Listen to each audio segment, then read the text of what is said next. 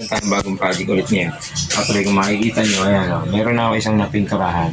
Actually, bumili ko ng Boysen daw to. Pero, syempre, 1 liter lang naman. Kaya dyan lang siya nakalagay, di ba? Boysen siya, medyo mahal, roof guard. Pang yero. Actually kasi, may pintura naman na yung yero natin. Kumbaga, papatungan na ulit natin ang pintura. Ayun yung ipapakabit ni Kuya Brian. Ayan. Ayan, yung pinagtapal-tapalan ko. Actually, hinintay ko muna siyang matuyo. Di ba? Kailangan matuyo muna siya bago siya pinturahan. Ayan. Roof guard. Likod harap, lalagyan ni Kuya Brian yan. Banak. Papakabit ni Daddy yan. Yes. Palig ni Daddy. Kaya kayo, meron ba kayong bubong dyan? Pinturahan na natin. Ayun, si Daddy na bahala magpintura. Bilis lang yan.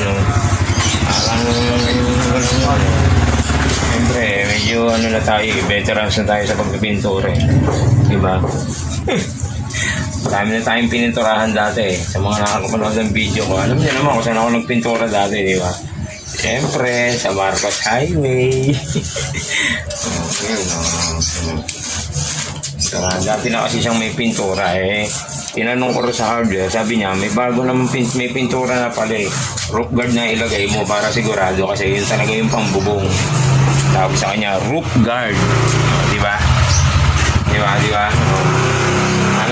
Gumanda to, no? Knock na? Kaya nga. Bago ikabit ni Daddy, kailangan maganda. Kailangan yung tsura nito pang mayaman.